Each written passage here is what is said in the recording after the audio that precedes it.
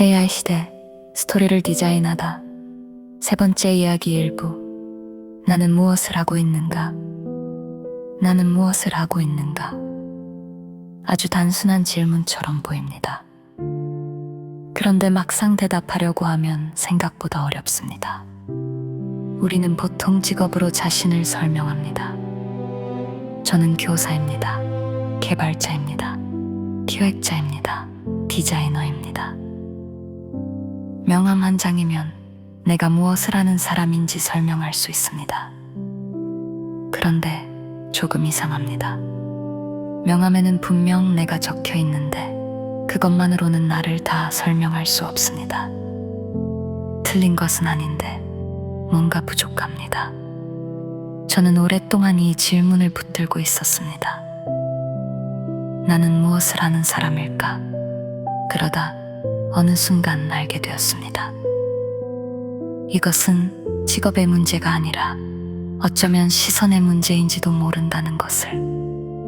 무엇을 하느냐보다 무엇을 바라보느냐가 한 사람을 더 정확하게 설명할 때가 있습니다. 부동산을 다루는 사람들을 보면 그 차이가 잘 보입니다. 똑같은 땅을 보는데 사람마다 전혀 다른 것을 봅니다. 어떤 사람은 가격부터 봅니다. 평당 얼마인가, 얼마나 오를까, 얼마를 남길 수 있을까. 계산기가 먼저 움직입니다. 그런데 어떤 사람은 아직 아무것도 없는 땅에서 그곳에 없는 것을 보기 시작합니다. 건물이 올라가고 사람들이 걸어 다니고 누군가는 커피를 마시고 아이들이 뛰어노는 모습을 상상합니다.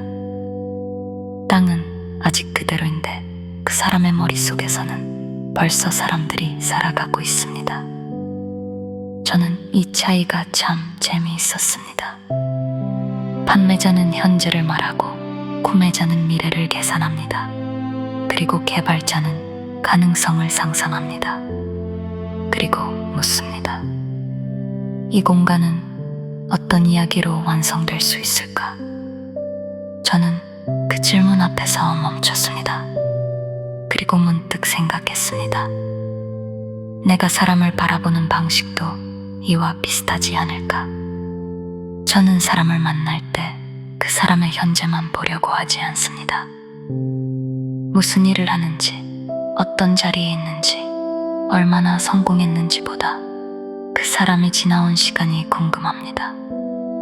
어떤 선택을 했는지, 무엇을 포기했는지, 어디에서 넘어졌는지, 그리고 아직 그 사람 안에 어떤 가능성이 남아있는지.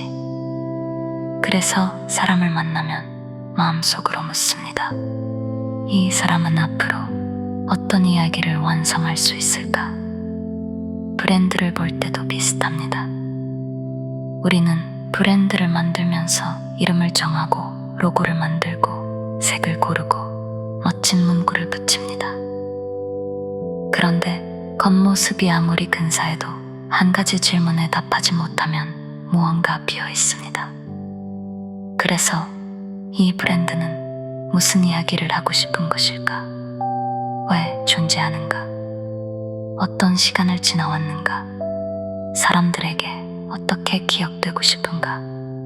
저는 브랜드란 단순히 보이는 것이 아니라 기억되는 것이라고 생각합니다. 그래서 저는 겉모습을 만드는 것보다 그 안에 숨어있는 이야기를 발견하는 일에 더 관심을 갖게 되었습니다. 그렇다면 이야기를 디자인한다는 것은 무엇일까요? 저는 없는 이야기를 그럴듯하게 만들어내는 일이라고 생각하지 않습니다. 오히려 반대입니다. 이미 존재하지만 흩어져 있어서 보이지 않던 것들을 발견하는 일입니다. 한 사람의 경험, 오래된 기억, 그때의 선택, 미처 말하지 못했던 감정. 처음에는 아무 관계가 없어 보이던 것들을 하나씩 바라보며 묻습니다. 이것들은 어떻게 연결될 수 있을까? 그러다 어느 순간 흩어져 있던 점들이 이어집니다. 평범했던 경험이 의미를 갖고 오래된 기억이 오늘과 연결됩니다. 그리고 비로소 한 사람의 이야기가 보이기 시작합니다. 저는 이제 처음의 질문에 조금은 대답할 수 있을 것 같습니다. 나는 무엇을 하고 있는가?